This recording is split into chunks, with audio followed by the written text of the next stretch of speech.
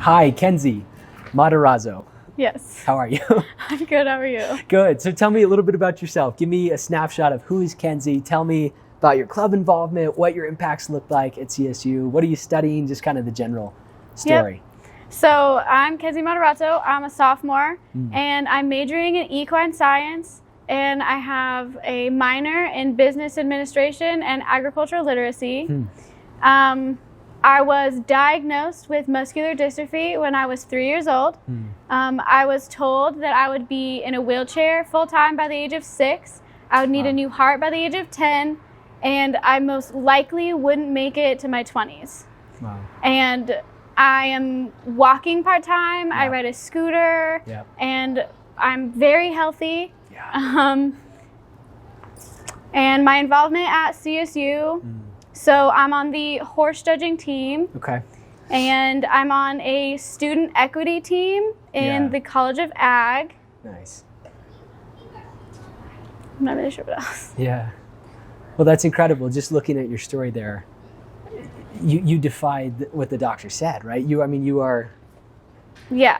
You're thriving, right? I don't know. That just fills me with hope to hear that you're healthy and that you're, just a rock star and you're doing well. And what's that like? So for you as a person, what gets you out of bed in the morning? What drives you as a person? So what gets me out of bed in the morning? So besides your alarm clock. Besides my alarm clock. So I have 3 businesses. Wow. So one, I do leather work with my sister, and that one's called Rocky Mountain Sisters Custom Leather. Okay. And then I also run a business through Rodan & Fields. It's a skincare company. Yeah, for sure. And then one of my heartfelt passion is I have miniature horses, and I breed them to be therapy horses. So I take my tiny horses and I visit hospitals and nursing homes and children facilities and just bring joy to the places where there's not a lot of that. Yeah, that's amazing. Yeah. It's incredible. So I'm curious where that entrepreneurial quality came from. You said 3 businesses. Yeah. Did they start overnight, or was it? Oh, definitely not. What was that like? Take me through that journey of you imagine I want to create something, and then you created 3 of them. What was that process like? Yeah. So the leathercraft one started when I was like 6 years old, maybe. Yeah. I was in 4-H, and I did leathercraft through 4-H. Yeah. And I just kept up with it, and me and my sister did it together, and then it just grew to a passion of ours, and we had no idea that it would become a business. We just were like, oh, this is fun. We're going to keep doing it. Yeah. And then it just kind of grew and grew, and we started going to state competitions, and then we went to the world competition, and we actually had a place to compete at the national competition. And that's kind of where the whole business thing started happening, was at the Worlds. And someone gave us a maker's stamp, and we sat there while we were designing a stamp, and we're like, what are we going to call this business? And then we're just popped into our heads, Rocky Mountain Sisters. And so that's kind of how that business started. Yeah. And now we have a following on Facebook and on Instagram. And so that's kind of taken off more than we thought it would. Wow. And then the minis. So with my muscular dystrophy, I've always been known as the horse crazy girl, or the horse girl. But with my muscular dystrophy, it's kind of hard to have that interaction with normal sized horses. And it's a passion, and it's a deep passion, and I care about it so much, and I wouldn't let it go. Yeah. And so then I bought my first miniature horse in 2015, and then that's when I fell in love with that breed. Yeah. And then I found actually a place on Facebook that did the miniature therapy horses, and I was like, oh my goodness, that would be so cool. And so then I was in FFA, Future Farmers of America, and I got a grant from the state foundation to start breeding them. And so that's how I started the breeding program, and now I have 1 therapy horse who's a completely trained therapy horse. I have 1 in training, and I actually just bought my first stud horse. So that's cool. Which is the stud horse. For those of us that don't know, I'm not super familiar. So that's the stallion. That's your breeding stallion. That's of course. Yeah. And that's incredible. So what's that like? So you go to hospitals, you said, you go to places where there isn't a lot of joy. And you bring that with you. Mm-hmm. What's that like? Like, how can we create that environment? If I could translate it to CSU. Yeah. What's that environment like where every person is carrying a miniature horse with them, right? Where they bring that kind of energy and joy into the room with them. How has that shaped you as a person and what you would want to see from our university? So it's so amazing to see, like, you walk into a hospital room and like someone's just like sitting there like enjoying their day, and then you come in with a little horse. They're not expecting that, and they just get like the biggest smile on their face, and it brings me so much joy, and it's just like such a heartwarming feeling. And on my most recent visit, we went out into the lobby of each floor, and then they would come out to see the little horse, and they would just be like, oh, well, it's just a little horse, like whatever, and then they'd round the corner and they're like, oh my goodness, that's a little horse. And it's just so much joy, and like everyone wants to see, and everyone wants to pet them, and everyone wants to be in that environment. Yeah. And you're creating that. Yeah. I love that. So I'm curious for you, who are those people that have shaped you? That, I mean, you've talked about horses. That's okay. Yeah. If it's a horse. Yeah. Who are the heroes in your life, Kenzie? My sister. Yeah. So my sister she's my half sister, but you know, that doesn't affect anything. She is my best friend. She's my motivator, and she's just so, I don't know, I guess inspiring for me, because she's been through a lot, but she just keeps pushing, and she always goes for what she wants, and she knows what she wants. Yeah. And she's always going to attack that, and that inspires me to do the same. Yeah. And I have kind of followed in her footsteps all the way up, and I don't know, she's like that person for me. Yeah, that's amazing. And that's shaped you as a person, right? Like, does that contribute to your ambition and your energy and your desire to make an impact? Yes. She's definitely helped to shape me who I am. And what's your sister's name, if you don't mind me asking? Dakota. It's amazing. Yeah. And I wonder, obviously you and I have known each other for a couple months. Yeah. For those of our viewers who don't know, we were obviously in the same floor together, freshman year of high school. Mm-hmm. And the work around ADA accessibility right on our campus. And I almost wonder, like, I wonder if the term accessibility, does it feel like a buzzword? Like, what does it truly mean to reach that environment where things are accessible? You know, to the point where when we design a building or we design an event or we're designing anything, we just automatically consider ADA accessibility, and that's where our heart is at. What would that look like if we could create that environment? Or do you see that? Does that already exist? So when I think of like accessibility, it is kind of a buzzword. Everyone wants that. Everyone wants everyone to be included. Yeah. And I feel like we kind of miss the mark every once in a while. Like, you don't quite get where you need to be. So in all like building construction, they're like, oh, everything needs to be ADA accessible. And they make it like that. Yeah. But they don't think about what's realistic. So they're like, okay, we need to have each of these things in there. But then they don't set it up to where it's easy to use or it's convenient to use. And so it's there, but it's not where it should be or how it should be done. Yeah. Right. Like more about the checking the box and maybe less on in terms of how is it going to be utilized, right? Yeah. Well, so I wonder, a part of that, what role do you see student voices playing in that? Right? Like, I just wonder, like, if we were at the table and we were designing that and we had those voices in the room, like, how do we create that? And actually, a question for you, Kenzie. I can tell you're obviously engaged, you're involved, going into your second year at college. Do you, Kenzie, as a student, do you feel heard? I am starting to feel heard. Yeah. So I have had lots of conversations about accessibility, lots of conversations about how things need to be changed, things need to be done. Yeah. And I think it is up to the students to make that change. Like, we ourselves have to make the change. Like, no one's going to like do it for us. We have to do it. And so it's 100% student voices that make it happen. And so, and since I have put out my voice, I've been seeing things happen on campus and things that are changing and things that are being added. And like, for example, I mentioned something about there not being enough handicap parking spots. And then a couple weeks later, and even this semester, like just being here and walking around campus, there's more accessible spots. That's just because I mentioned it like once. Yep. And so it's definitely student voices that can make the change that will make it happen. That's so encouraging. That's encouraging to hear that. I mean, your story and your experience, and like you said, so you're part of an equity board right now.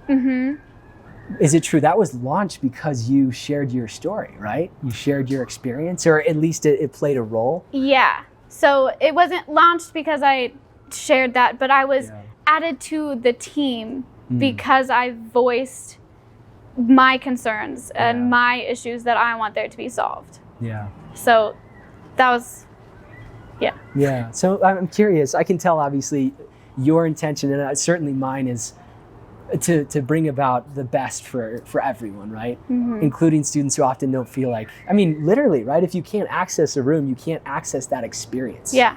And I'm sure you felt that, right? Oh, yes. The memories that you have in that moment, like if you can't physically get there, I can't truly empathize with that because that's never something I've truly experienced. But take me there. What's that like to, and maybe not dwelling too much on the impact of that, but for you as a person, you have that mindset of let's make a change, right? Like we can change it and we can change the circumstance. What is that?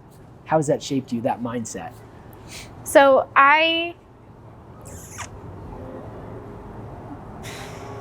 the mindset of that, I just kind of go every day as there's going to be a problem, but let's fix it, or let's figure out a convenient way to do it. And I kind of feel like that's like the entrepreneur that's the mind coming in inside of you. And so it's like you're going to encounter an issue because you don't have an everyday issue that everyone experiences. So of course it's not going to be solved because not everyone has your issue. So I just go every day like, okay, what issue are we going to run into? If we run into an issue, let's just go and figure out a way around it. And then we can attack the issue later. Yeah, I totally see that. It was fascinating. I don't know if you're familiar with Haben Girma. She's a civil rights lawyer and an accessibility lawyer specifically. And she came and she spoke at CSU, and she basically had that vision. She's deaf and she's blind. And she's the first woman to conquer Harvard Law. She got a Harvard Law degree. And it's people like that, obviously, that just are so inspirational. But she said that disability is an opportunity for innovation. It's a catalyst for innovation, right? Because we design and we innovate with everyone in mind, or even with one demographic in mind, but it benefits everyone in the end, right? Yeah. I'm curious, if you had a minute to share, let's say you had 5 minutes, you're at the table with President McConnell and her team, like what would you share? What would you say to them?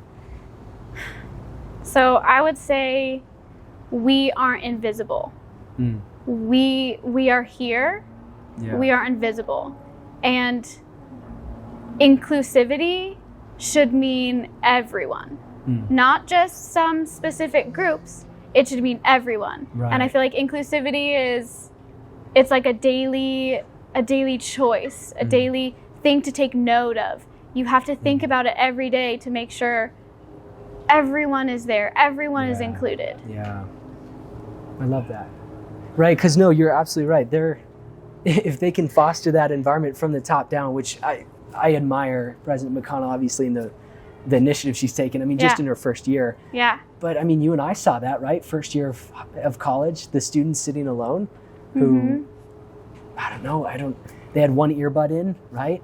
Which I interpret that as they want to connect. They just don't know how to engage or how to start that. Yeah. And like, do you see that trickling into other aspects of your life as a student, that concept of accessibility? A synonym I think of is like hospitality, right? Like, do you see that in the way that you engage with people, that it's just a mindset of like, you're welcome here. I am including you actively. Yeah. What does that look like in your day-to-day?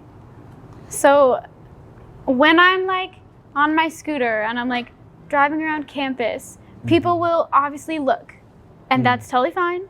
I have a different scooter than like what other people have, and like it's kind of cool.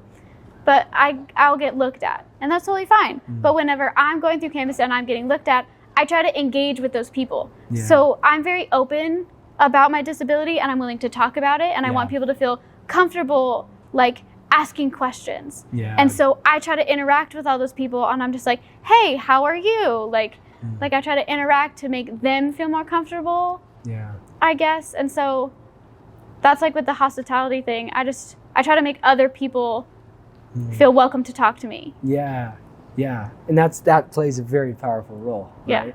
To have a friend who's gone through that and to be able to hear your story. So I do admire that. And thank you again, I mean, just for opening up and for sharing. And I'm curious, if you could go back, think about like first year in high school, your 14 or 15-year-old self, if you could go back and spend 5 minutes with Mackenzie Matarozzo, first year in high school, what would you tell her about the journey ahead? Don't let anybody tell you no. Like, disability doesn't mean you're not able. Like, you are able to do whatever you want. You can have huge goals, and you can meet those goals. Don't let anybody tell you no. I love that. That's powerful. I feel like that's a message we all need to hear, right? We need to hear that message of not letting people say no, not letting people invalidate you, your stories, your experiences, because it matters, right? Every single perspective that you're bringing matters in terms of this tapestry that we're creating, right? Of a CSU community.